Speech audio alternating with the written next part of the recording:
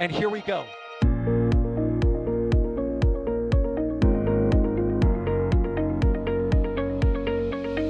have liftoff. Propulsion continues to be nominal. R68 chamber pressure looks good.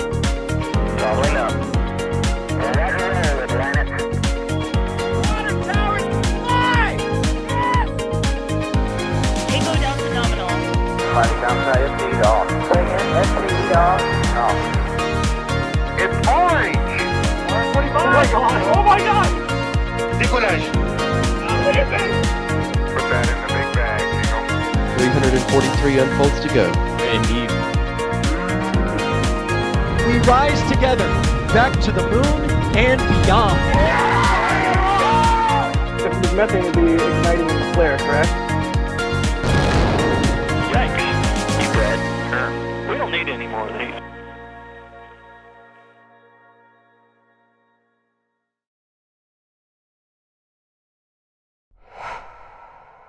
Yikes, you bet concur. Welcome to another late night Starlink, courtesy of SpaceX. You can see there a Falcon 9 standing proud at LC-39A at Kennedy Space Center in Florida. Tonight is going to be Starlink 12-2. I see the 5x5s in chat, so thank you all for letting me know you can hear me fine.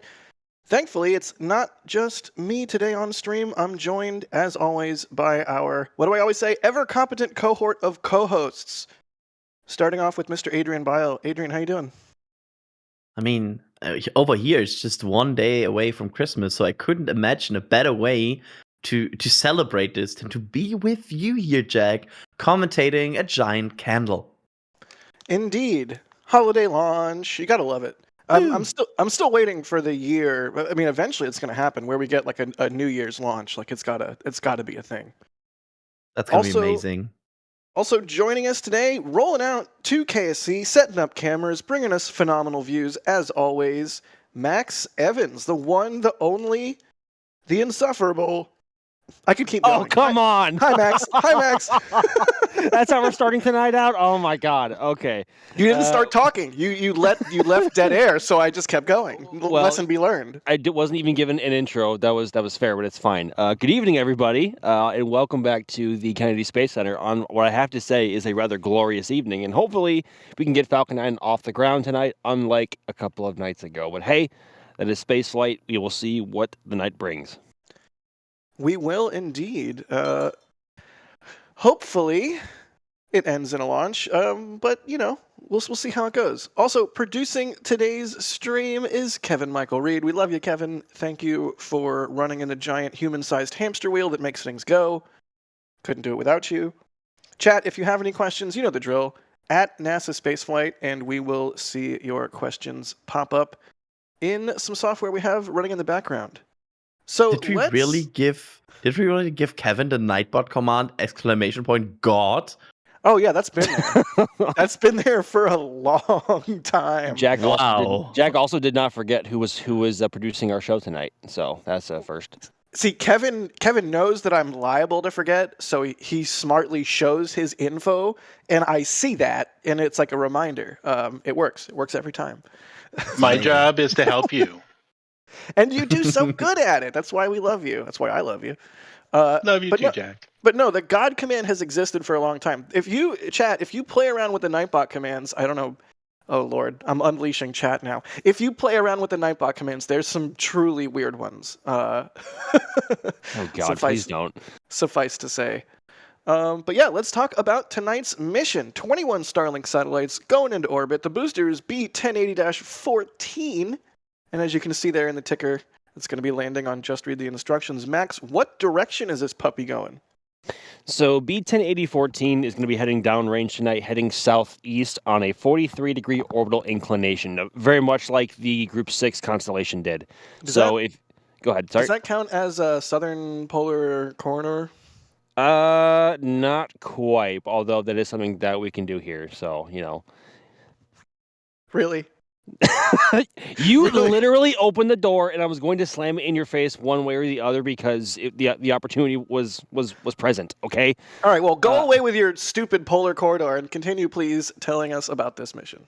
I mean, I can't because it's something that we can actually do here. But it's fine. It's fine. As you can see on your screen, Falcon 9 is going to be heading just north of the Bahamas tonight, as per usual, with the 43-degree inclination. And of course, the T0 just past midnight tonight is relevant because we are, of course, in the holiday season here in the United States. And the 12 a.m. to 4 a.m. is roughly the time when the least amount of flights are going to be coming into the Orlando area airspace. So Right. that is why the next few missions coming up towards the end of the year are going to be windows from 12 a.m. to 4 a.m. or somewhere in between, to produce, I guess, or not have as little interference with air traffic as possible. So Right. at least it's not like a 3 a.m. to 7 a.m. window or a 4 a.m. to 8 a.m. window. Those are the worst. I will happily take a 12 a.m. to 4 a.m. window here. Adrian, I want to hear it. Adrian disagrees. Adrian. This is like right in the window where it's kind of tough to stay awake as a European because it's like 6 a.m. I wish it would like either be an hour or two earlier or an hour or two later. At least you're home. That's my humble opinion. Yes, I am home, Max, but I still get to complain. I mean, it's not so bad here on the Gulf Coast of Texas. I don't even know what to call it. On the Star Coast. Star Coast. Oh my Coast. God, that really is it. That's it. I hate it, but you're right. It's the Star Coast. Why do you hate that? That's so good. No, it's pretty good. It's honestly pretty good. Here on the Star Coast, it's a not horrible 10:42 p.m. So not complaining. But we see those same kind of like window restrictions or just restrictions on launch activity. Again, here in Starbase, like there's certain days of the year that you're just not allowed to close the road on and close the beach on. So it makes sense, you know. We got to do stuff in space. We got to send more Starlinks up. We got to have a presence in space with humans, but we also need to be cool to humans on the ground. Hey, look, I see some venting. That's the TE venting a bit. That sometimes happens before a big countdown. I also want to quickly point out that Chris Bergen has called me out that I said it's 6 a.m. It's actually 5:42 here. Jumping the gun a little bit. Yeah, sorry, I got it wrong by 18 minutes. Stolen time valor there. That is not it's not cool, Adrian. Crispy will knock you on that. Adrian the Time Devourer sounds like a Dark Souls boss. A what? I'm in. I don't know. Just go ahead. Yeah. Let's do some questions. Yeah. Ozzy Astronaut is asking, what is the SpaceX annual flight count up to, and what is the expected target? So this will be SpaceX 135th launch of the year and the 10th launch of the month. So 135. That's the current situation. The expected target probably somewhere 138-ish, 139, somewhere in there. Like it's gonna be interesting how much more they get running in the remaining like week. Somewhere probably 138. It's not a sprint, it's a marathon. But we're at we're close to the finish line, but we're not quite there yet. This has got to be the hardest week of the year for any business to get anything done.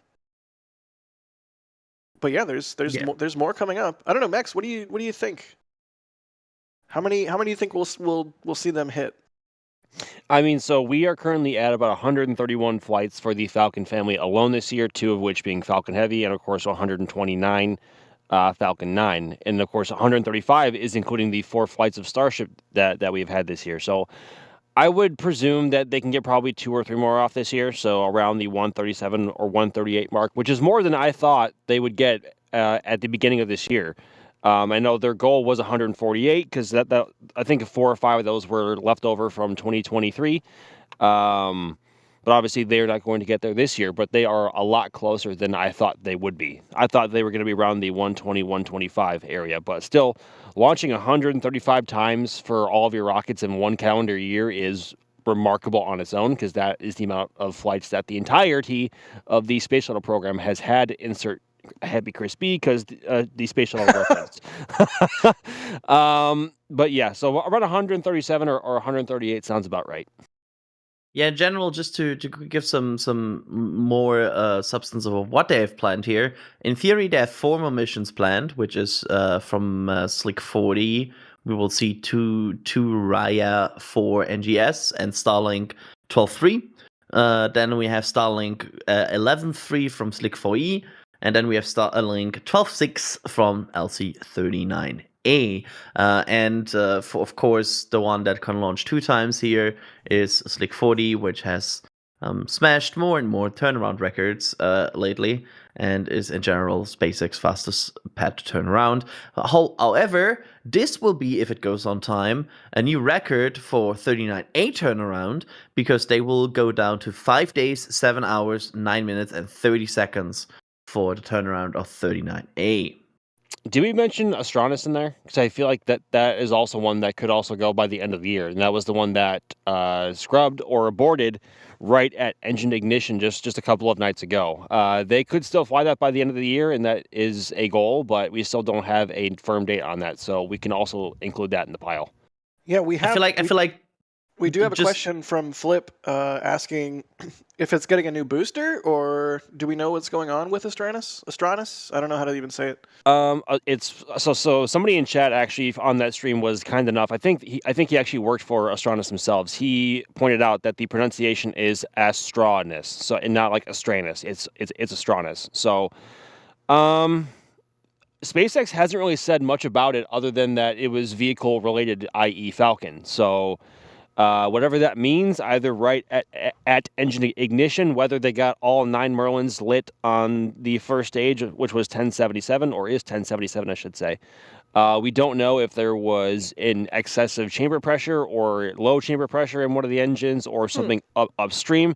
We literally have no idea. SpaceX has not confirmed anything, and we really don't have any data to go off of to make any sort of conclusion on that front. So we know it is Falcon related, whether it be first stage or second stage. They haven't said officially, but I think we can, think for ourselves that based on engine ignition and abort, it was first stage related. But the fact that they had to lower it over at Slick 40 means that there is something internal that they have to work out in terms of either a bug or a repair, something along those lines. But either way, I think that they should keep the entire vehicle together as it is on booster B1077 on the brand new second stage, and of course the fairing halves that encapsulate the Astronis payloads. So lots to digest there, but Astronis should be kept as is for now.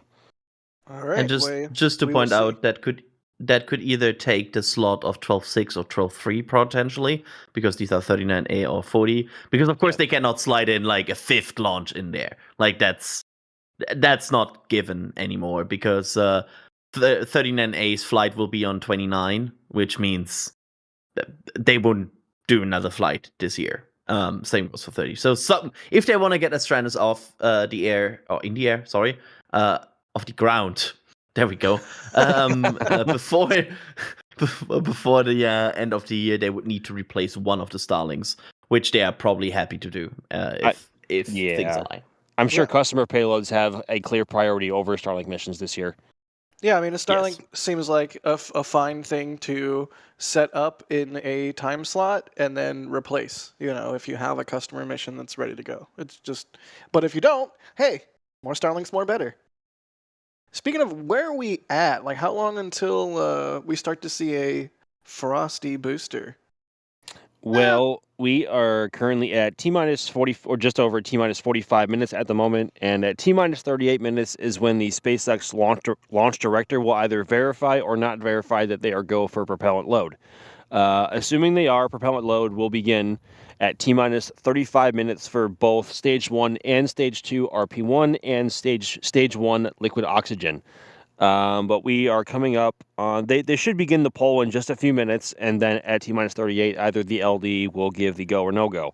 And the frost should be starting to appear at around maybe T-minus 32 or 33 minutes, depending on how dirty the booster is, because the frost contrasts a lot better and is a lot more visible against a booster that has a lot of soot on it, i.e. a booster with 14 flights on it like this one does. Right. So I would imagine we should begin seeing visual confirmation around T-minus 32 or 33 minutes, potentially sooner if we can get some tighter views up on the TE and some frosty lines going up it, or more venting from the TE. So coming up quick. Coming up quick indeed. In the meantime, let's thank some people and do a couple more questions while we wait for that fueling process to start. Turtle Sanctuary. Aw, I like that name. They became a Red Team member. Thank you, Turtle Sanctuary.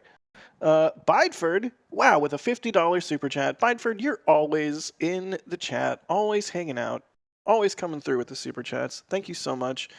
Bideford says, Merry Christmas and Happy Hanukkah all. Merry Christmas and Happy Hanukkah. Happy holidays, Bideford. Thank you so much to you and to everybody that is in our chat, hanging out with us, supporting what we do. It's the end of the year, so I'm feeling, I don't know, I'm feeling the holiday vibes. But seriously, thank you, everybody. We all have a really cool job doing a really cool thing, and we get to, entertain people, and that's really cool. So thank you, Bideford, for the support now and throughout the year for letting us do this crazy thing that we do. Speaking of someone who supports us a lot, Astro Knucklehead, what's up, buddy? They say, Canadian postcard to Jack Beyer. Merry Christmas and all the best in 2025. Cheers, my friend. Gonna get that bacon TSA took to you in 2025. Yeah! Not a lot of people know about this. You know about this, Max? TSA stole my bacon. My rightful bacon. They stole it. What do you mean they stole it? You are literally allowed to bring food through TSA. What'd you do? I didn't do anything. Astro Knucklehead was going to attempt to bring me delicious, I forget what type of Canadian bacon it was, but it was a particular type of Canadian bacon. It was Canadian bacon. They got it taken. That's not real bacon. I don't know if it was customs or TSA or what, but they came down to Starbase and they were not able to bring the bacon. Oh, rip. It happens. Let's do some questions. Joe is asking, what is venting now since they haven't started loading propellant yet? We saw a little bit of venting from the TE earlier. Is that just kind of like, chilling down lines, purging stuff? It's just because the big fueling countdown doesn't start until T-minus 38. That doesn't mean Falcon 9 is like inactive at this point, and like the pad and everything is inactive. They're very much still they're already in operations, and they're starting to chill down parts of tank farms and parts of lines. Falcon 9 is not really a rocket that is just completely sitting there. Nothing is happening until T-minus 38. That's not how it works. It's just the one commit point where they are getting ready to load the vehicle itself. But similar to Starship, I mean, you can see it with Starship, right? Where the final load is basically past the last hour, but activity of the tank farm starts hours in advance.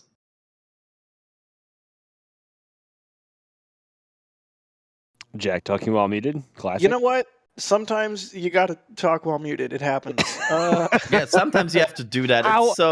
It's so great. How on brand.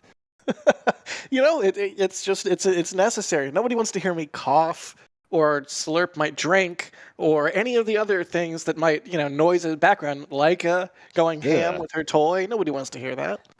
I've never had, I know some people out there severely dislike the word moist, or there's some word out there that makes them like cringe or just like it go, ugh. Yeah. I've never had that until I've just heard you say the word slurp. I never want to hear that again. Ever, ever, ever. I'll resist. I will do my best to be professional and resist the urge to just say that word over and over again, because I do want to spare our listeners and viewers. Hey, let's do questions. That's completely different than this. What viewers don't know right now is that while Jack totally doesn't want to torture viewers with that, he totally wants to say it to Max. I really desperately do. It's taking every fiber of my being not to mute myself and then send Max via text like voice messages of myself saying the aforementioned word. But let's do questions. That's actually discussing rockets, and you know what? Rails exist. Why not follow them sometimes? Mr. Bamboozler is asking, do the super heavy grid fins fold? Will they in the future, like on Block 2 boosters? No. As far as we know, no, they're never going to fold, and that pains me. It's one of the many things Yes. about the design of Starship aesthetically that pains me, that I've just, buried at this point. It just can't. You just got to deal with it. They don't fold. Yeah, why? That's my reaction. You can put that on a quote card. Yeah, it's but, don't why. The best part is no part, I guess, is the reasoning. It makes sense, I guess. It looks weird, and I always wondered, what aerodynamically they have to deal with those sticking out. But I guess compared to a Falcon 9 and its grid fins, a Super Heavy and its grid fins, like there's a much bigger size disparity. Does that make sense? So the whatever aerodynamic perturbances that might exist are probably much smaller relative to the whole booster. Also, Alex makes a good point in our back channel. It allows them to hot stage easily, which is true. At hot staging, they're already out and ready to go. What about the New Glenn-like vertical fins? Like the Strakes? I like the Strakes. Yeah. Imagine these as a giant attachment to Super Heavy. That would be cool. Here's the thing. Are we talking about different rockets hot staging right now? Sorry, I had to walk away for a minute. No, we are talking about different rockets aerodynamics because Falcon. We can talk about different rockets hot staging. Like, what rocket that didn't hot stage do you wish hot staged? Delta IV Heavy. Oh, that's a good one. That's actually a really good one, Adrian. I almost choked on my drink. That's quality. I guess the shuttle kind of did hot stage. I mean, it never did stop thrusting, so that was technically a hot stage, I guess. Huh. It's a good question that we should examine in detail further.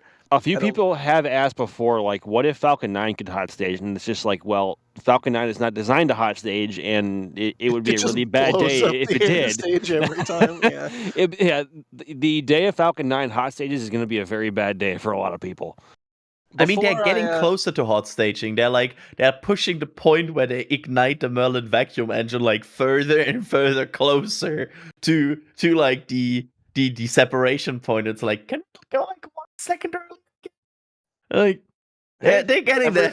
Every little bit matters. I was explaining this to a friend recently over the Thanksgiving holiday. I was like, yeah, SpaceX has just been able to eke out so much performance from Falcon 9 just by doing what seems like little tweaks, but like a second here, a degree colder there. Like those things add up, and that's how you get to a launch vehicle that is so thoroughly evolved like Falcon 9. Okay, before I get rid of this question in the ticker here about Super Heavy's grid fins, I do have a final thought.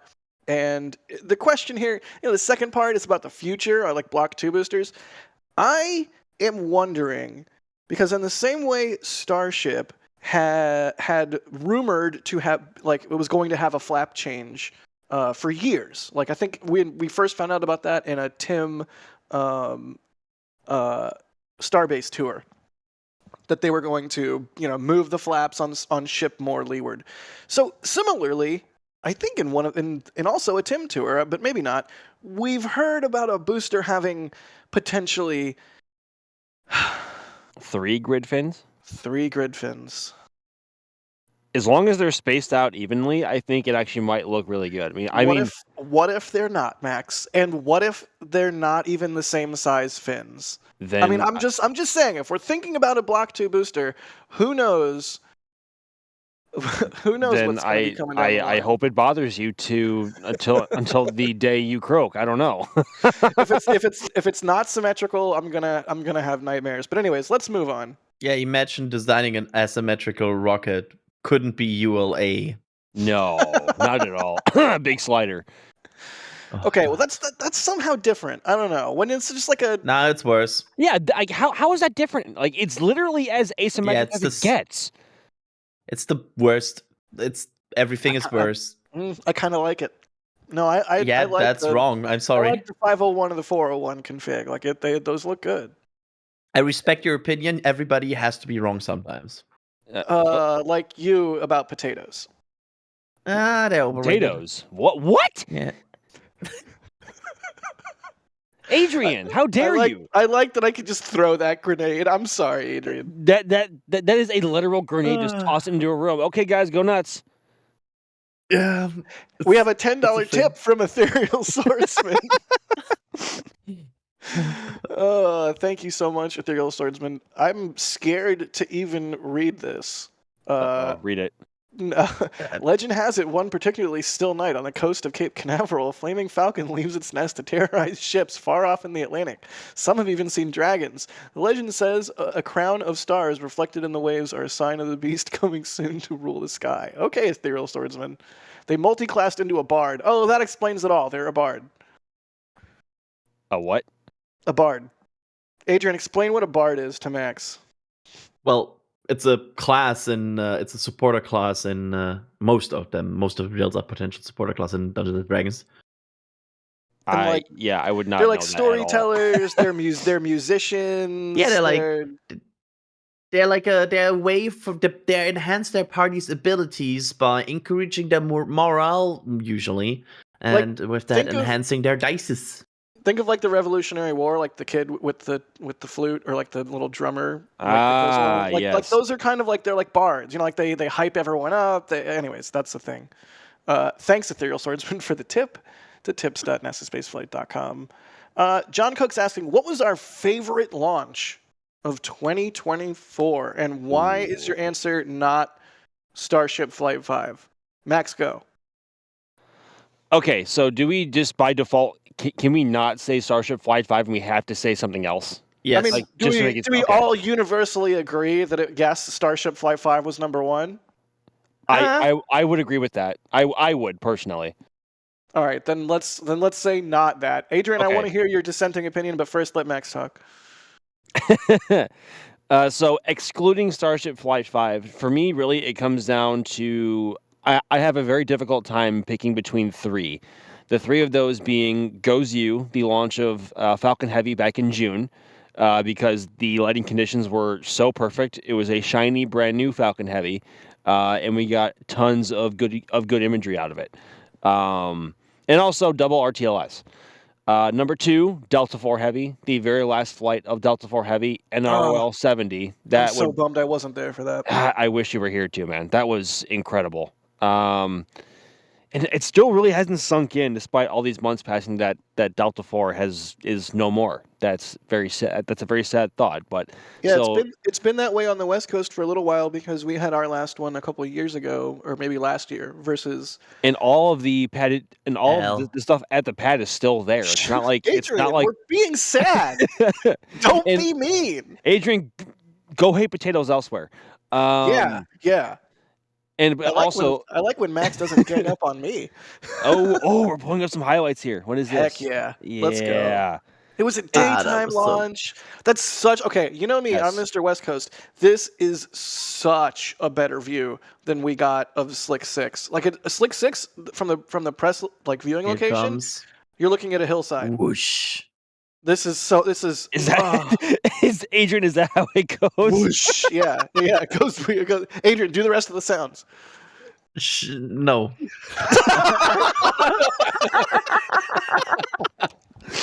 The best part is that you started, but I'm really glad you stopped. No. I was for a second committed, and I was like, no, this is gonna get clipped. Quality. You are assuming it hasn't already. Quality. Also, hey, look, there's frost on Falcon 9. There is. Falcon 9 is confirmed to prop load. Hooray. But to answer the question, fully. So, okay, Falcon Heavy Goes You, Delta IV Heavy, the last flight, and Jack, I think you might also agree with this one. No Time to Lose, the launch of Electron that you and I were at LC1, LC1B in Mahia, New Zealand. That might be. I have a very difficult time choosing between those three, so I'm not going to say which. Yeah, that's fair. Favorites are hard, and they're kind of ambiguous, and things can be your favorite thing. Yeah. Look, you can even see how the center core is throttled. That's beautiful. That's my favorite part of Delta. Oh my god. So good. Adrian, your turn. Place 1, Polaris Dawn. Place 2, Delta 4. plays free Starship Flight 5. There you go. Oh. I mean, it's my favorite rocket, so I place it over Starship. And Polaris Dawn was one of the most crazy things I've ever seen in spaceflight, so I rate that mission the highest. Polaris Dawn was just so inspiring and so exciting, and yes, I honestly I joke, but I can't fault you for. Well, for putting hang that one on. up top. What was the question? Mission or was the question launch? Launch. Oh yeah, maybe if it was launch. Because if we're talking missions, that's a way different question. But just from a launch perspective, those were my three. I mean, Multi-space- technically, the catch is also not part of launch. Okay, It's- okay, It is, okay, wise it guy. is. All right, Shut wise up. guy. It's hurtling through the air as part of launch. Like, I think we can count the catch as part of launch. We can get philosophical really quick. Like, is a burrito a sandwich? But Moldy Space raises an interesting point in chat. No love for Europa Clipper, which is, I mean, it's true. Europa Clipper was kind of overshadowed by so many things this year, which is wild because I am so excited for Europa Clipper. Like, the science that mission is going to produce is going to change how we think and what we know about the solar system and life, and it's going to be huge. But and you also saw it in the 4 or clean 5 room years. in California, JPL, right? Yeah. So for me personally, like having seen it in the clean room, even like I originally had planned to go to Florida for 2 launches this year, New Glenn and Europa Clipper, and I bailed on Europa Clipper because they weren't going to return the boosters, and I think, what was it, right around Flight 5? It was literally, I think, a day or two after Flight 5, yeah. Yeah, every Falcon Heavy this year was like a day or two within a Starship, right? That's wild. Not Goes U. Goes U was in June, like late June. So I think that was maybe 2 or 3 weeks after Flight 4, if I'm not mistaken. But like even that was like suspiciously close to. Yeah. Okay. Starship. Point taken. That's true. If it's launch, I'm gonna reorder, of course, Flight 5 first, then Delta, then Tianlong 3. Really? Okay. I mean, it took off by accident. It was kind of funny. I mean, that's pretty good. What was that? What was the ISRO abort, like pad abort that they did? I love that. Oh, that was crazy. That was wild to watch. Yeah. This stick. That's all it was. Also, Kairos Flight 1. Anybody? Oh boy. Bueller. Nobody? Okay. No, moving on. Okay, next question.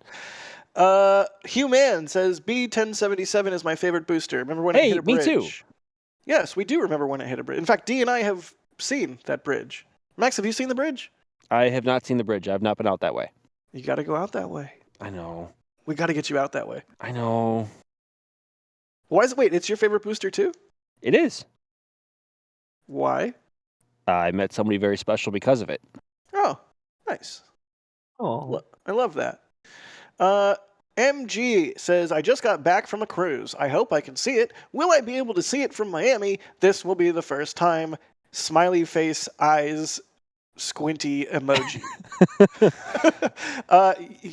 Potentially. Yes. I mean, it's going south, right? It's going southeast, and if the weather is playing ball in your area and behaving itself and the clouds are absent, you should absolutely see it. So look directly up the coast, look north, and you should absolutely see it. There you go. Alan Cott in chat says, where's that confounded bridge? Reference acknowledged. Also, it's near, hilariously, the actual bridge to actually answer the question is hilariously right near Van Horn, Texas. Is there a mark on that bridge somewhere where it was hit? Honestly, you'd have to go back and look at the road trip member stream that D and I did and see. I feel like we reacted because there was a mark on the bridge, but memory's fallible. Eyewitness accounts are notoriously incorrect, etc. Caveat, etc. Weasel words. So it's so I honestly, funny that it was Van Horn. Right? Of all Isn't that places, hilarious? of all places for that to happen, that's just bad juju. Look, I'm not superstitious. I'm not like spiritual. Like I'm not any of that stuff. I mostly think, you know. I'm sorry, spiritual. Like what was that? Anyways, the point being, there's certain things that happen where I'm like, okay, are we in a simulation? Are we in a simulation? And like a Falcon 9 booster hitting a bridge in Van Horn, Texas, of all places, is kind of astounding. What's also astounding is the amount of frost that has built up on Falcon 9's first stage at this point and how quickly it's rising. Beautiful work, my friend. A+. That was. Yep, That I was appreciate that a lot. I mean, that was very overplayed, but hey. I'm Venmoing you $50 right now for that. I'm checking my email right now. You better. Who checks their email to see if they got Venmoed? What are you, 80? I act like it sometimes, yeah. Clearly. Clearly. Because I know we have Alex around, I'm going to just ask this to the ether, aka Alex in the back channel. Amiga Clone is asking, what is the fastest time a booster has launched 3 consecutive times? Alex in the back channel says, what if I don't say anything? Then we don't have an answer. So chat will know that it's your fault that we don't have an answer. So there you go. Because I know you're around because you just said, what if I don't say anything? In the meantime, Marcus Burnett, thank you for gifting 5 Red Team memberships. Also, Arrowbane becoming a Pad Rat member. Alex doesn't know. Mark this day in history. You have officially stumped Alex. You have officially stumped Alex. I feel like we should send you some sort of token, like trophy or something. Like, wow, Alex doesn't know. I want to point out, because that sounds way harsher to Alex than it actually is. No, Because he doesn't stumping know. Alex means stumping everybody else before, and then arriving at Alex, and then Alex also doesn't know. It's like, well, you already got the final boss, and Alex also doesn't know. It's remarkable. I didn't know Alex was capable of not knowing things. That's an interesting question, though. Maybe Alex will add that to his spreadsheet, or somebody else will. Let's see. Crutch Media says, watching from Rotary Riverside Park in Titusville, I can clearly see the VAB and Pad 39A. This is going to be a great show. Indeed. Great spot to watch from, by the way. Great spot. Max, for them, is the booster and the stack going to be going more, I guess, to their right? Like, it's not going away from them. It's more going sidewards, to use a DOS word. Side, is that really a word that DOS use, sidewards? I have heard DOS say sidewards on more than one occasion. That sounds very DOS-y. I mean, it's a good word. It's a good word. We love you, DOS. We miss you. Yeah, so essentially from that area up towards Titusville, the rocket will be flying off and away to your right. So just follow it southeast with your eyes, and you should be following it. You should see it for a lot of the way, assuming the clouds are not obstructing your view that badly. I know there are some hanging around, which might help make everything a little bit brighter with the amount of light that is scattering around, but yeah, it'll be following off to your right. That was my next question, is what's the weather like? Give us a sit rep, viewing conditions sort of thing. I mean, weather's looking great right now. I mean, there's only a subtle breeze coming out of the north right now. There's some medium-level clouds hanging around, but they're pretty thin. I wouldn't say they're anything to be concerned about. Otherwise, it is a fabulous evening here on the Space Coast. Pleasant temperatures, light breeze. The press site's almost empty here, so we have the whole place to ourselves, and nice and quiet around here. It's a lovely Sunday night here at the Kennedy Space Center, which you don't get too often, especially with Starlink missions flying from LC-39A. But as far as we can tell, everything is looking A-okay. Yay. Yay. I like A-okay. We all like A-okay. You know what we also like, Jack? T-minus 20-minute event. What do we like, Adrian? The T-minus 20-minute event, which indicates that they are wrapping up the loading of Stage 2 RP1 load and are transitioning into the preparation of Stage 2 LOX load that you can see there. They are now preparing the lines to load that very cold Stage 2 liquid oxygen onto the very small tank of the second stage, which is why they're doing it one after another on the second stage and doing it simultaneously on the first stage. So there you go. That's your T-minus 20-minute event.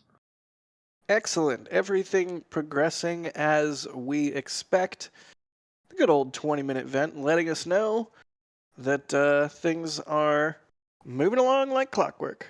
I can't remember if it was you or Adrian that said that the event was a good indicator of what the weather was like. As you can see, the vapor that is coming out and flowing out of the transport erector or strongback, whatever you want to call it, Right. is essentially just falling straight down. The air is very calm here tonight. It's the conditions here at the KSC are marvelous. Nice. That's a good point, Max.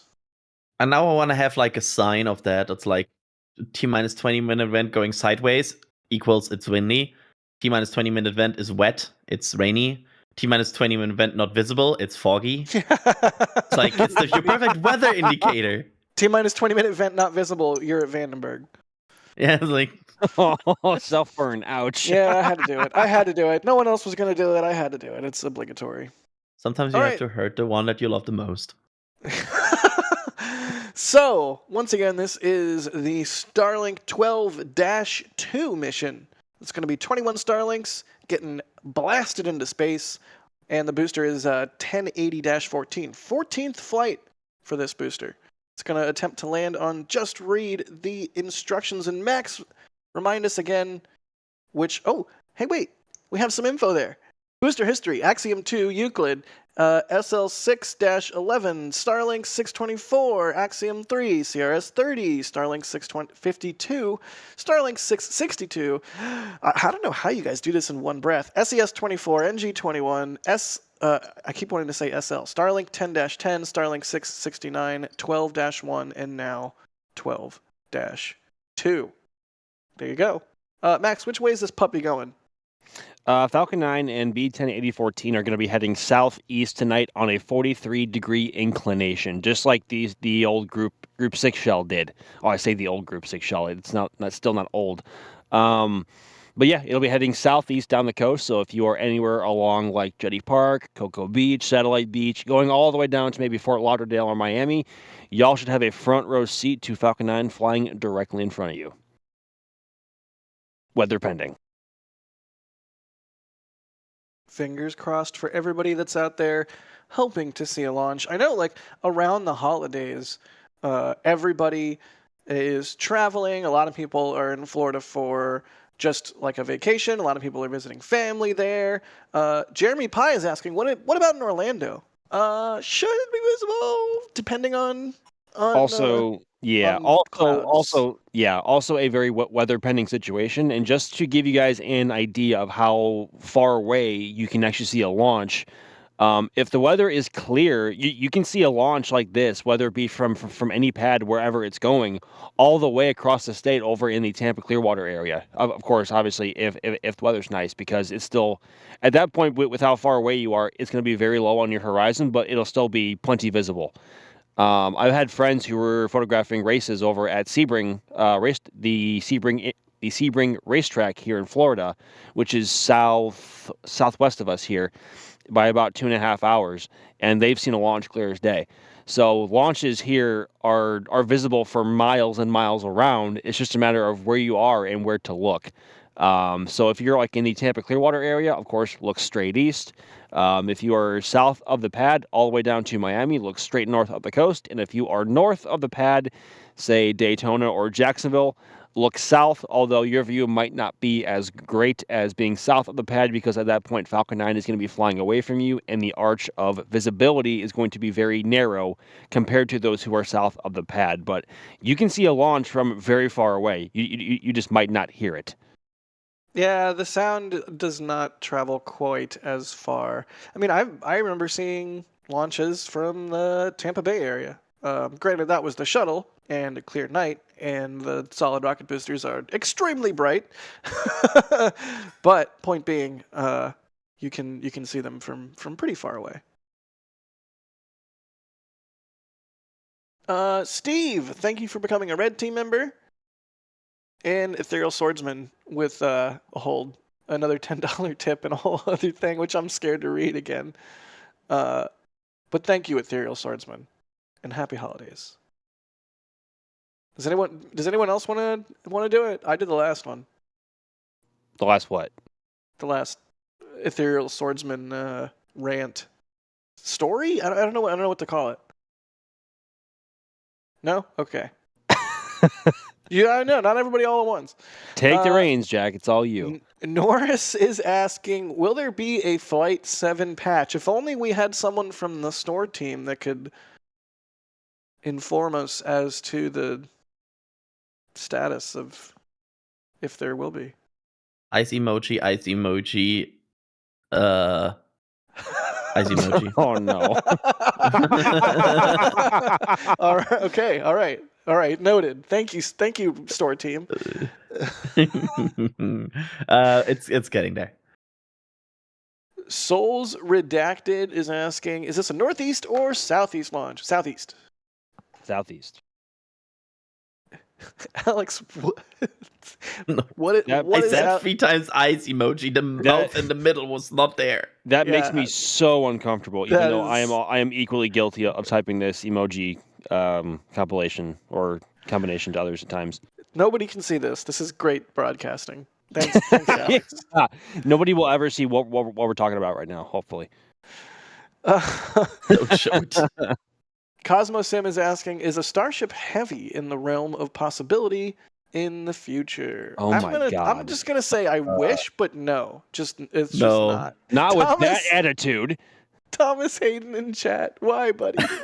Thomas has posted in chat. Why, I Thomas? can't see chats. Somebody help me out here. It's It's exactly the same what that Alex yeah. posted. Oh no. It's the worst. It's such a cursed emoji. Please don't spam that chat. Adrian, you know when you ask chat to not do that, you know chat is going to spam that. Oh my God. No. Starship Heavy, though, am I right? Starship Heavy, Starship 90 Heavy. 99 rather- engines. That would be so I mean, sick. it's rather unlikely because we are talking about a very, very thin, very thin rocket that is designed to have forces applied in a very certain way, and there's a million things that would probably push this over the boundaries. We would have talking about 300 meganewton at that point that you're emitting in thrust. That's a bit much. We are talking about huge structural loads, and yeah, overall no. The answer is probably no. Oh God, Chad. Yeah, don't look at chat right now. At that point, like if there was ever a Starship Super Duper Heavy, which is what I think we that would be called. Really? I don't know. That's just me. With 99 Raptors all firing in unison or more, if they ever do opt to add 2 more engines to the very center part of the booster, at that point it wouldn't be just a rocket. It would be a real force of nature, and like it's probably it'd be like a kaiju. yeah, honestly, yeah. Yes. But like, even though like the chances of a super doopy heavy, super Super wow. doopy. Super doopy. Oh God, That's what it is. I It's canon. It's now shot canon. myself there in the foot. That's completely It's my canon. fault. Can't escape it. Even though the chances of a soupy doopy heavy are like it's like less than 1% probably, if that's ever even been on the table. We have to get a lot of stuff to Mars somehow. Just saying. Right. Just Yeah. saying. Not wrong. I mean, I don't think it's going to be a thing we see like in the next decade, at least. Probably Oh, no. we don't No, see no, it no. in the next, 2 decades, 3 decades at least. And at that point, just design a new Yeah. system. Like then Yeah, just if go you- 12-meter or 18-meter Starship instead of 9-meter. Go 18 meters. I want to see 18 meters. That's completely ridiculous. It sounds fun. Also, I'm not an engineer, but there's a whole thing where if you just go a wider diameter, it ends up being way more efficient than having, a 3-stick setup like Falcon Heavy. But I'm not an engineer, so I can't appropriately articulate why that is, but basically you don't have to pay for all that extra tankage. All the mass of that extra tankage. Something like that. I sound smart, right? Yes. Sure. Thanks. Ethereal Swordsman, $5 tip, sad face, because I didn't read the thing. What thing? Buddy, I feel bad. The last thing that he sent. Buddy, post it in chat. You don't Aw. have to do a super chat. Just post it in chat. Maybe I'll read it. Oh God, chat looks freaking terrible. Oh, sorry. Chat looks terrible right now. I'm looking at Astro- a screenshot. I said don't look at chat. Well, I have to now. It's in the back channel. Astro Knucklehead Again, thank you. They say, Max, North Pole is Canadian. Just spoke to Santa about your Canadian bacon comment. Lump of coal for you. Oh no! Lump of coal for you now. Send appeal to postal code HOHOHO. I mean, good job. I was You're on the- already, you're on I the- was, I was already getting coal. So like, have Yeah. at it. No, you're on the naughty list, buddy. I'm sorry to say. Chat is not stopping with this emoji. That's don't amazing. acknowledge it. No, you can't acknowledge it. Hey, by the way, we're under 10 minutes. So, like, this thing is going to launch here soon, and there's going to be 21 more Starlink satellites in space. And chat, I mean, get focused. Get in the game, chat. Come on. Wait, is there? Yeah, a chat focus. Chat. Get Is your eyes Chat- on the rocket. Need everyone to lock in. Everybody, lock in. Lock Let's it in. get some rocket emojis in chat. How about? They How will about just everyone- post the everyone- rocket in the middle of the eyes. Everyone just spam like Jack emojis. That's also not necessary. We should do that. Everyone in the chat spam. Do it. Jack emojis. In the meantime, This face is kind of like locking in, right? Like I would say, very much. oh, multi-space with a Starship variant. That actually kind of slaps. More questions. Trek 001 is not really a question, but a statement. Says, can you give a shout out to my grandmother today, who's turning 100? Show her the launch later Whoa. on. Reply. Whoa. Shout out to Trek 001's Gam Gam. Happy 100th birthday. That's remarkable. I think we also have a birthday coming up here in like 30 minutes. Someone we love in chat. Well, I don't know. I'm not going to spoil anything. We'll see. We'll see how long the replays take. But more questions. 7 minutes and 45 seconds to go. Are you excited? I'm excited. I am. It's always a treat to see Falcon 9 fly from Pad A, especially at this time of night and when we have the whole press site to ourselves. Essentially, when it's this calm, it's this quiet. I mean, we at this point we essentially have almost the entire space center to ourselves. Not really, but like it feels that way because it's so quiet out here. Right. And also it's flying southeast, so it's going to be a very unique view following Falcon 9 downrange because it'll be flying almost sideways compared to us. And so that might also translate into some really cool audio for y'all. So hopefully we can capture that for you. Ooh, I hope so. I hope we get some good audio tonight. I know. I think you mentioned it last time this happened, where there was like a very pronounced Doppler effect as Falcon 9 was flying away. Yep. You could seriously hear it. I would expect that tonight, especially with the amount of moisture in the air tonight. The air is going to carry the sound very well. There's also a decent amount of clouds in the sky, which also helps with the reverb. So I think audio tonight. Sound, yeah. Yeah. So I think audio tonight is going to be great. All right. Get your good headphones out, everybody. Turn on your surround sound. Make sure your subwoofer's plugged in. You know the drill. Revhead, thank you for gifting 5 Red Team memberships. Dougal also gifting 5 Red Team memberships. Thank you, everybody, so much for doing that. We depend on the member program. Without it, we could not do what we do. And as a reminder, at the Red Team, you get photo uploads from the NSF team, historical photos from L2, and videos such as behind the scenes and cool clips. And plus, you get your name highlighted in chat, and you can do the chat emoji that only members can do. Like, I'm going to spam some star hoppers because I can do that, and I don't have to do the weird eyes thing. Yeah, you could do that instead of the weird eyes. So thank you to Dougal, and I forget what was the other one that's going to tell me right here. Revhead for gifting 5. That's 10 more people that can spam non-horrible emojis. Thank you, everybody. Still going. It's still going. Good deal. Well, Max, you have multiple cameras set up. We should have asked you about those instead of stupid emojis. Chris is now putting Starhopper between the eyes. Oh, no. Good job, Chris. But Max, we should let you go operate the multiple cameras and get us some good audio and get us a good track. You know, it's like time for you to work and stuff. It's crazy that we can actually still call this a job, guys, and it's only possible thanks to the support of y'all, everyone watching, and everyone who has bought anything from us in the store or anything. It means the world to us. So Thank you very much, gentlemen, and I will see y'all on the other side. We will see you on the other side. I was going to make fun of you because I know you're about to walk away from your microphone and be like, oh, thank you, everybody. But no, like, really, thank you. Thank you, everybody. Also, make fun of Max. Wow. Hey, it's better than telling people to DM him spiders. Please don't. Just So, don't. The Strongback... Strongback retract has started. Yeah, that's what I was about to mention. Tell us more, Adrian. Well, the Strongback is, of course, the vertical structure right next to the rocket that supplies it with fuel and oxygen, and also gives it stability, and also helps to roll it out and bring it into a vertical configuration. It's basically an all-rounder, and that kind of structure has now opened, and the next step will be Like basically leans back, right? Yeah, it leans. It goes into a bit of a lean, because it's cool like that.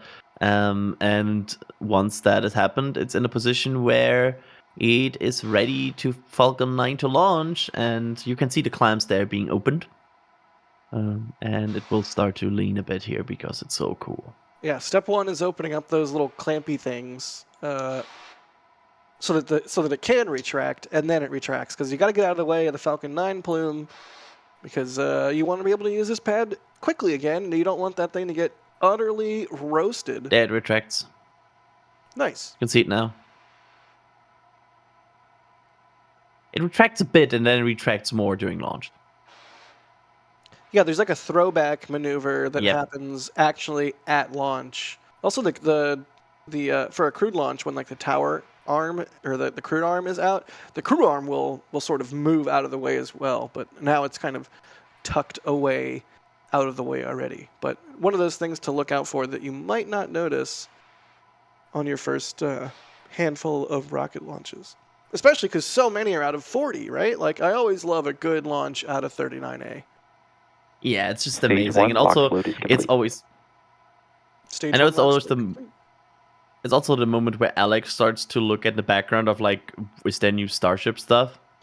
So, yeah, in the shot previous to this one, I think you could see the Starship tower, and every now and then we get little hints of, yep, there you go. There's the Starship tower with the red lights on it.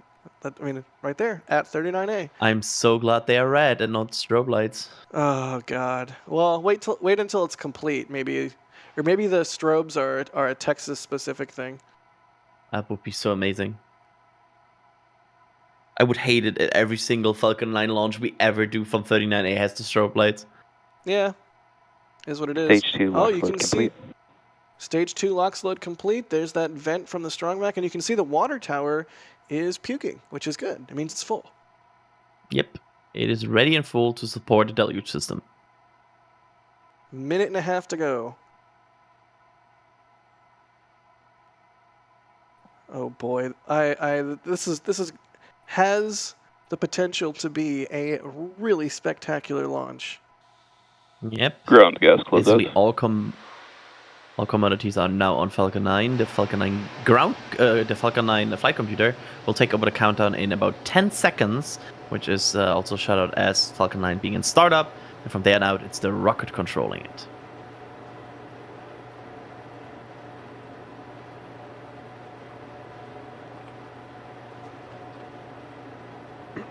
Excellent. So now Falcon 9's computer will be... There you go. Falcon 9 is in startup. And if it sees anything it doesn't like, it's not going to space. But if everything is right, it's going to space. Launch director, go for launch. 30 seconds. Go for launch from the LD. That is excellent. Everything is in place. T-minus 30 seconds. SpaceX stream will be a little bit delayed compared to real time. You can see the deluge starting up.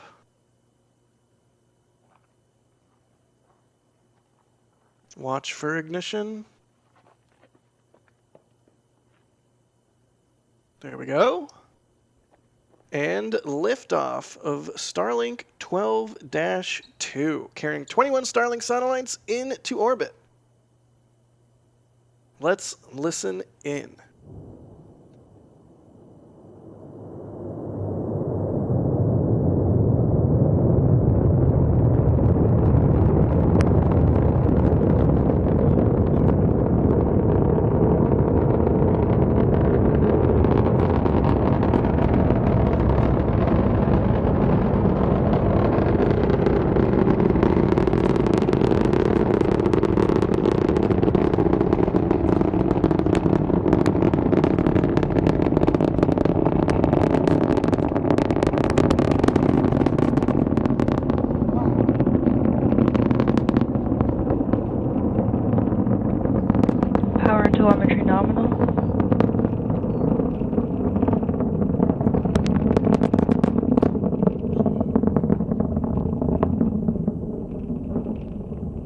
absolutely fantastic. I don't even want to talk. Let's just listen.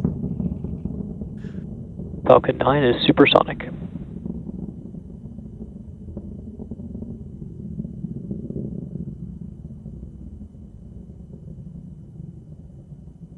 XQ.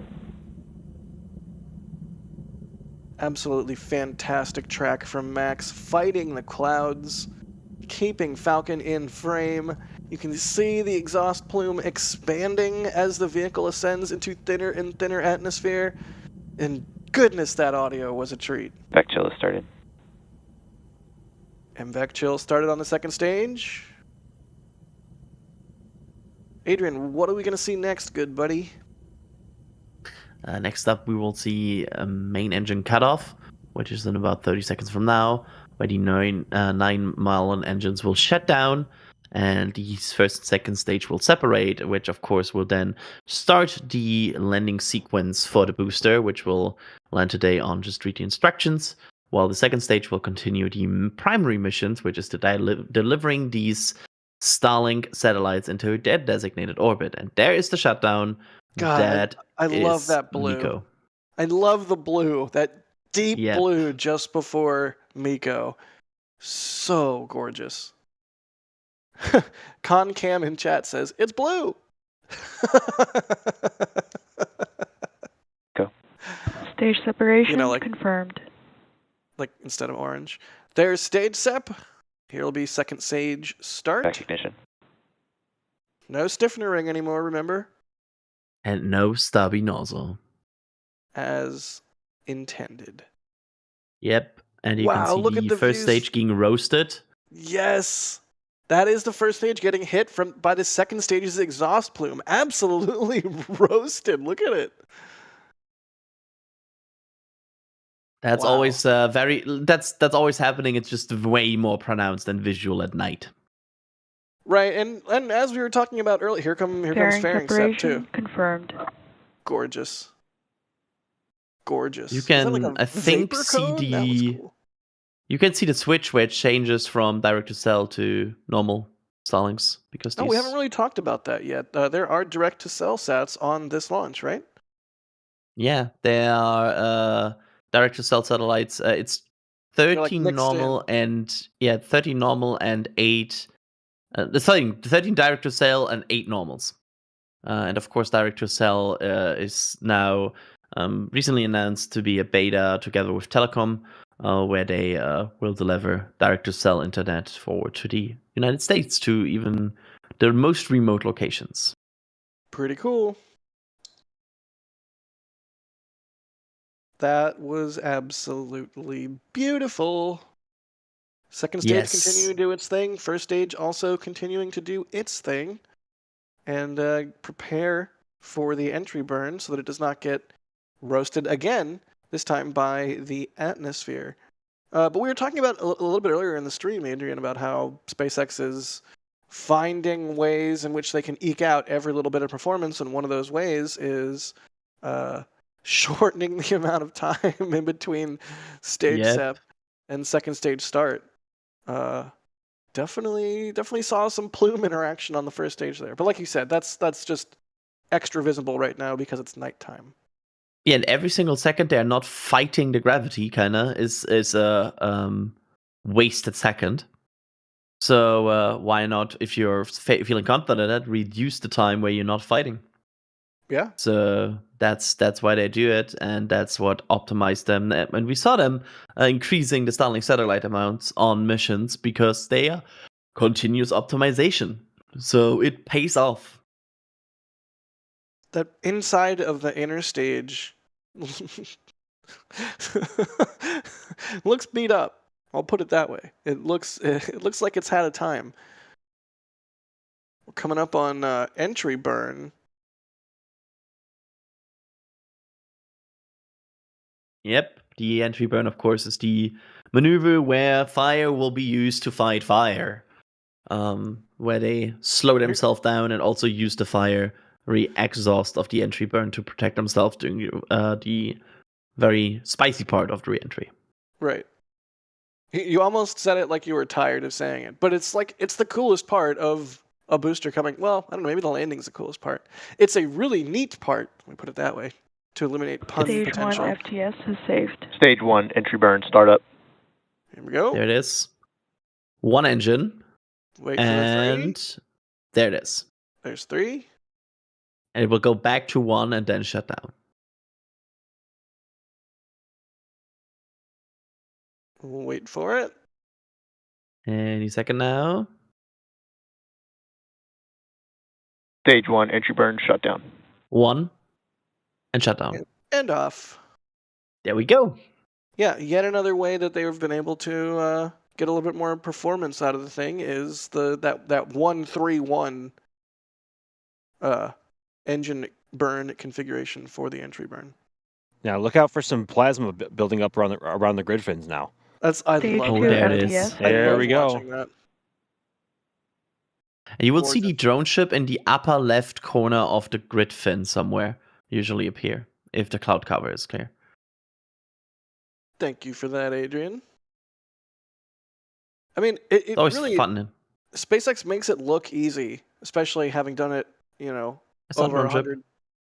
Oh, you see it? I don't see it. Yeah, there. Oh, It's a small light. There. Stage Yeah, I'm 1, always trying to transonic. spot it early. There it is. Oh wow, there it is.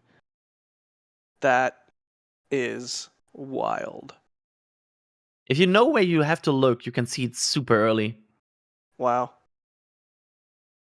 Another one of my favorite things here as the booster gets below 4 kilometers in altitude is once its engines start up for the landing burn, you'll see that beautiful deep blue color in the ocean.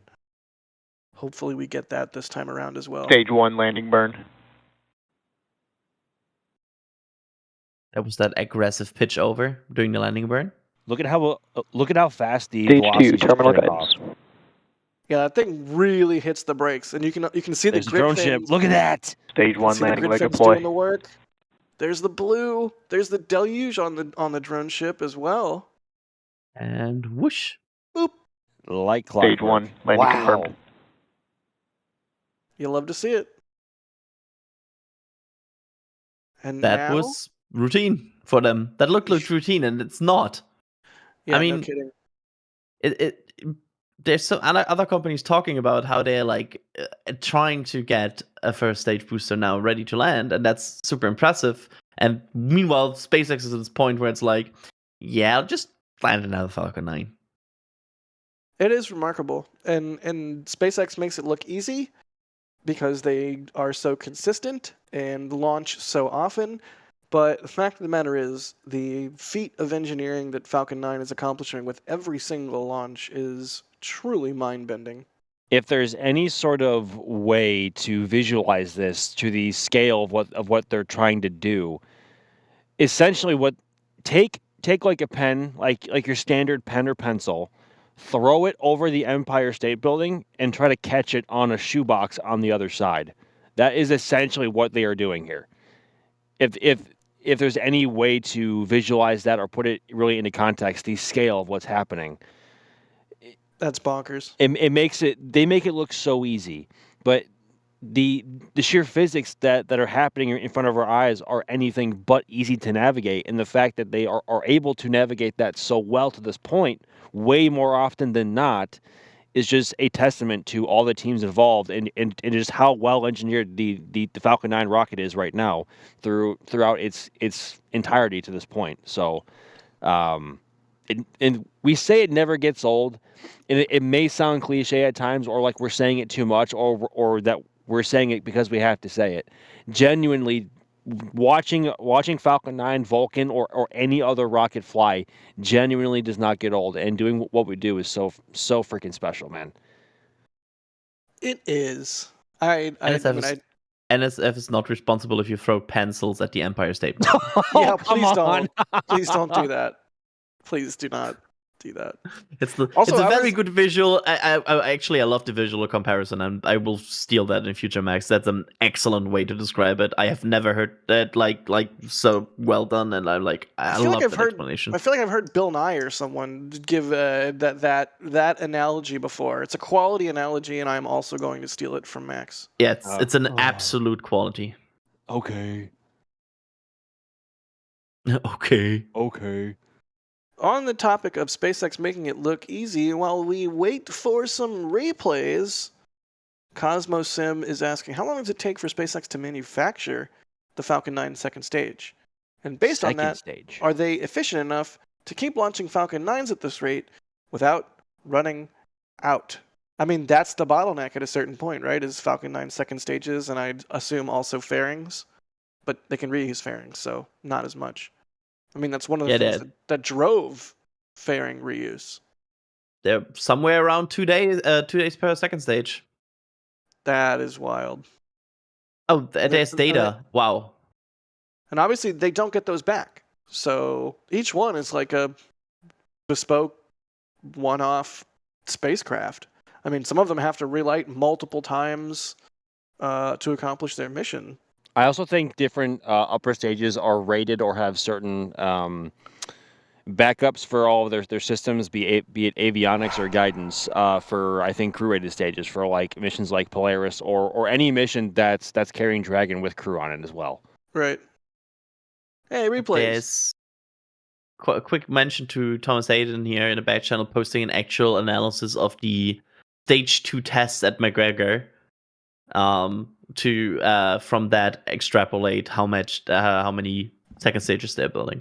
It seems like they're running slightly lower than their launch cadence. Huh. No kidding. Shout out to Thomas and also McGregor Live. You gotta love the things that we can learn from McGregor Live. Yeah, that looks like an alien, like I don't know, like a UFO taking off and just igniting. It's definitely like Independence Day vibes, but you wouldn't know what that is. Also, it looks like the scene in Lord of the Rings where at the beginning of Two Towers, where the Balrog and Gandalf. Oh, really? Something looks like down, Lord of the Rings to you? Really? You? There will be people in chat agreeing with me. There's a scene where they fall down on this very wide shot down to the water in Moria, and there's like that's when Gandalf is like, fireball. "Fly, you fools!" No, yeah, but after that, when they like in the when they fall down and there's like a fireball team. So there you go. Spoilers, jeez. Moldy saying I am right. Dang it, I can't argue with Moldy. It's their birthday. I have never seen Lord of the Rings in any capacity. I'm so mad at you right now, Max. Don't say things that make Adrian don't be have mad. The high ground. No, don't be mad. That's amazing. You're right. I'm not supposed to be mad. You have the amazing opportunity to watch Lord of the Rings. I would do a lot in my life to watch Lord of the Rings for the first time. Okay, I'm excited but like for you, Max. Jack, if you were about to dog on me for not seeing Lord of the Rings, I think between Adrian and I, our watch to not watch ratio of movies that you have seen is much lower on my end than his. I don't know. What I do know is that this is a dang fine replay. How about that? How about that? How about that transition, huh? Yeah, but you can't be saying things live on air that gives Adrian the high ground. Like that's not how this works. You and I are a team against him. I don't see it as a high ground. Everybody can just watch what they want, and that's totally fine, Jack. There's no high ground in movie watching. What are you talking about? But you know what else? Right. You know what else has the high ground right now? Falcon 9. Well, the second stage specifically. And if you look off to the right really quickly, the transporter erector is already beginning to incline. Nice. Yeah, that's always happens pretty fast after launch these days, which, it's gotta. Nice replay there. Max, was this your wide cami? Yeah, this is the wide camera that I left a little bit overexposed on purpose to show more of the foreground here at the press site between the turn basin and the various shrubbery. Good job of showing the Starship tower, too, and the plume. Like the dust plume. This one has audio, too. Listen to this. What? Listen, it's got audio. I'm listening. I don't hear it. Hey.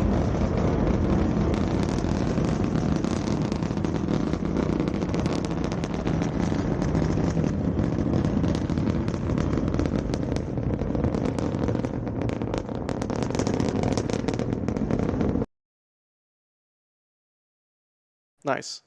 Did the sound just end? I love that you could hear the annoyed moment where you said I can't hear it, and Kevin just grabbed the slider Boosted it. and just Yep. pushed it all the way up. It's like, oh, you can't hear it? Now.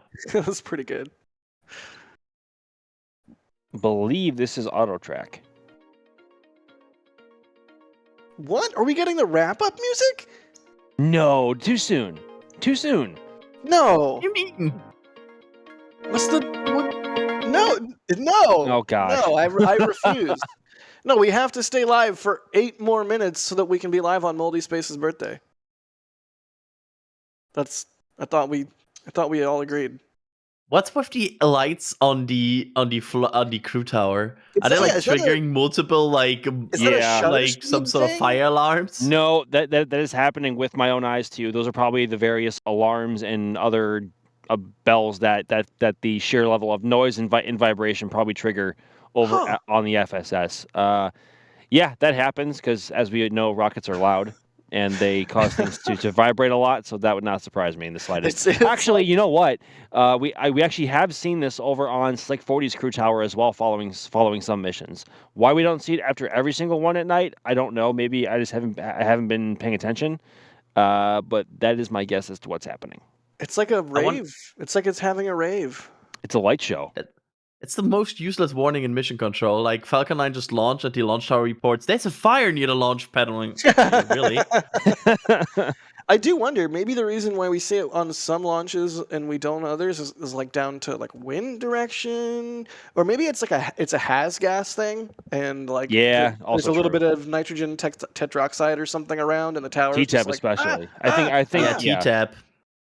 So maybe it's something like that. I don't know. I would love to know from someone who actually did 39 AOPS. T-tap is very much a thing you shouldn't breathe or drink. But I want to. It's not a substance, just like a lot of other hypergolics. That's not something you want to be around. Yeah, like it's one of the non-drinkable line. Same, by the way, for RP1. Don't drink RP1. I've tasted RP1. You have. I remember that. It actually kind of tastes good. Huh?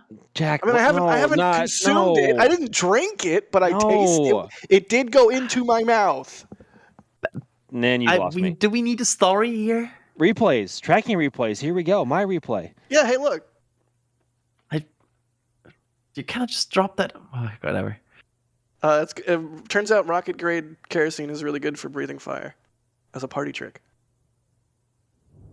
I'll leave it at that. So this one has audio too. Mac's so frustrated. Mac's like, stop. I love clouds. The clouds really, really added to this one. They make it pop.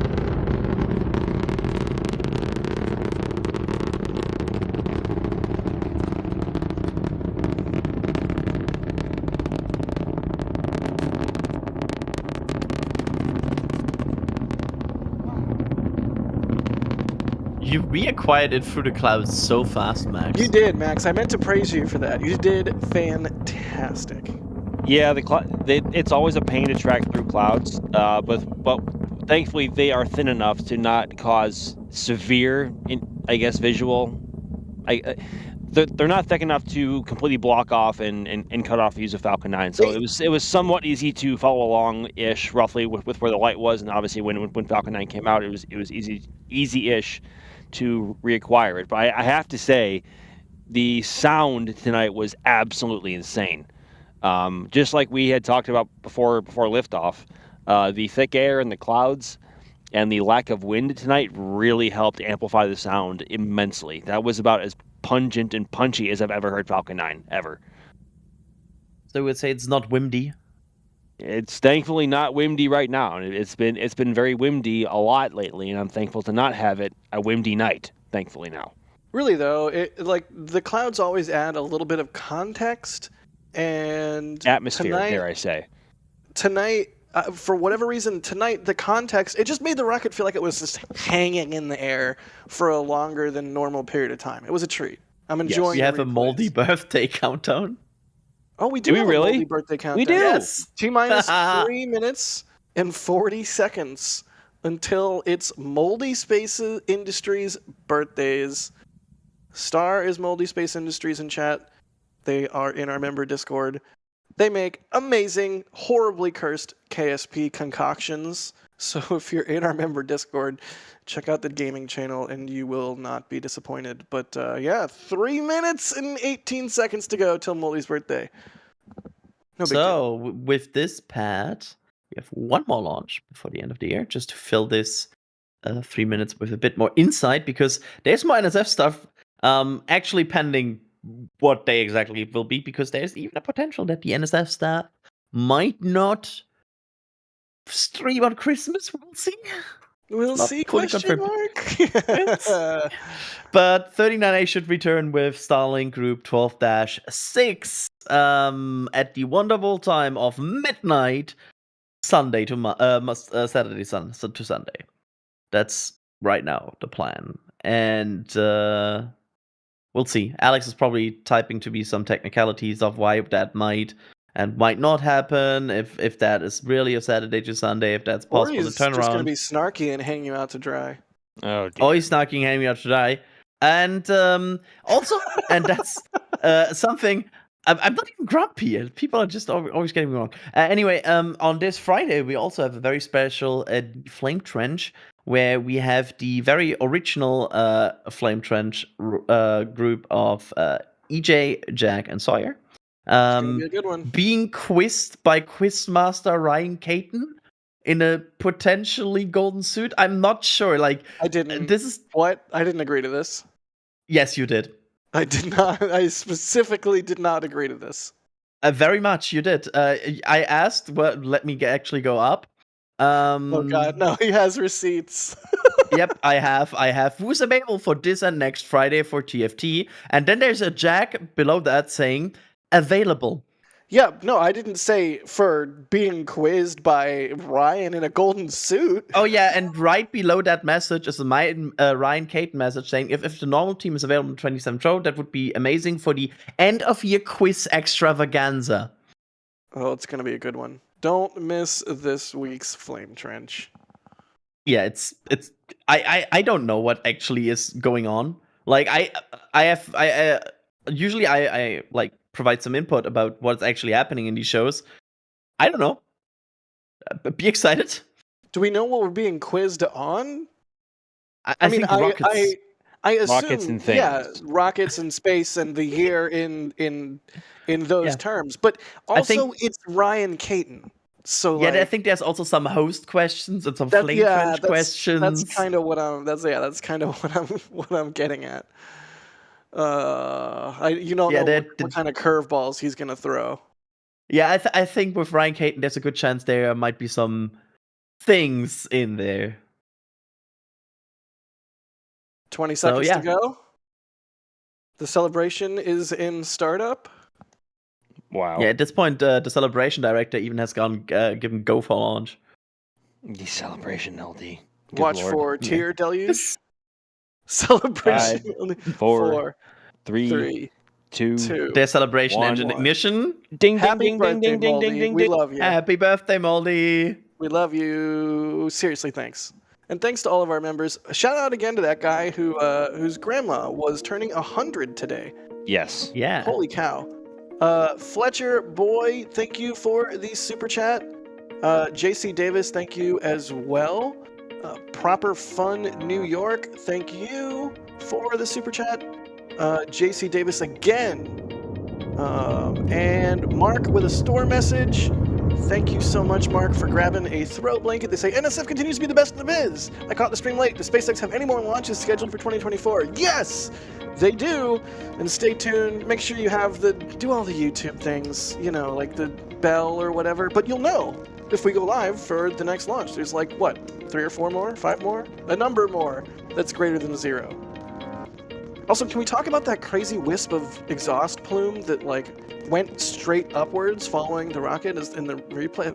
Absolutely beautiful. Good job, Max. Hey, look, follow NSF on the socials. There's the socials there on the right.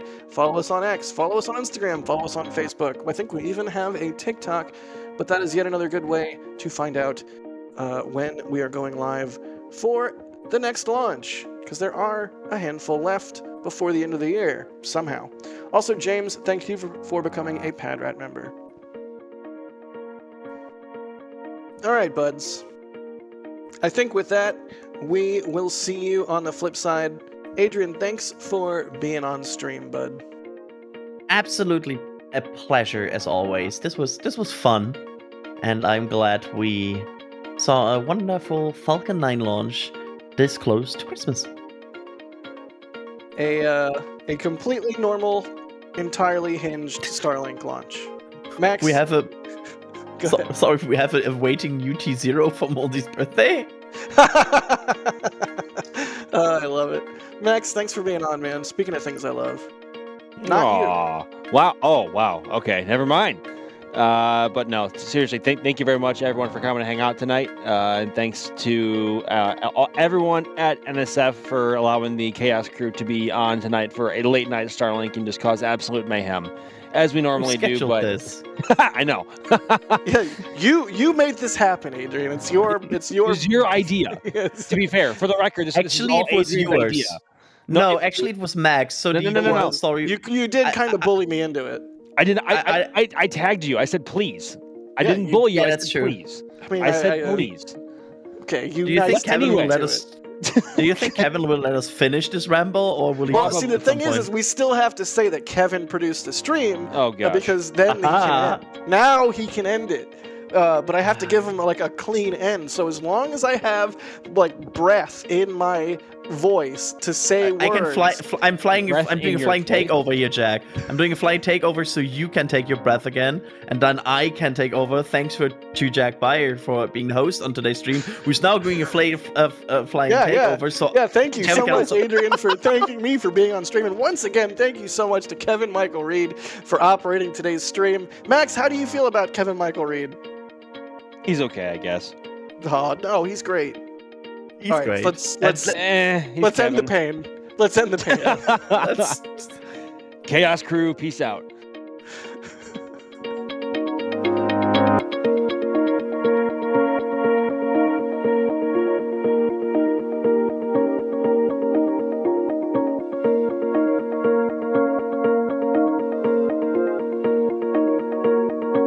Wait, we're still here?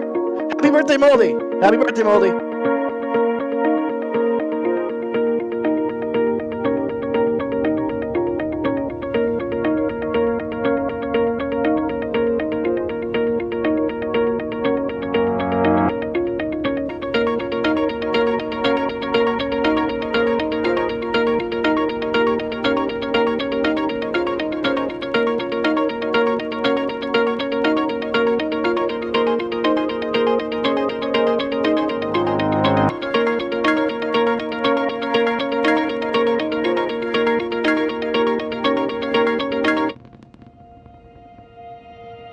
And here we go.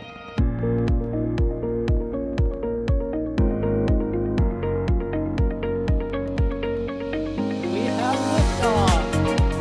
Propulsion continues to be nominal. R68 chamber pressure looks good. Following up. Roger, roll, Atlantis. Water towers, fly! Yes! Tango down to nominal. Fighting downside FD off. Bring in FD off. Off. It's orange! Orange 25! Oh my god! Oh my god! Decollage. Put that in the big bag, Eagle. 343 unfolds to go. Indeed. We rise together back to the moon and beyond. If the methane would be igniting in the flare, correct? Yikes. You read? We don't need any more of these.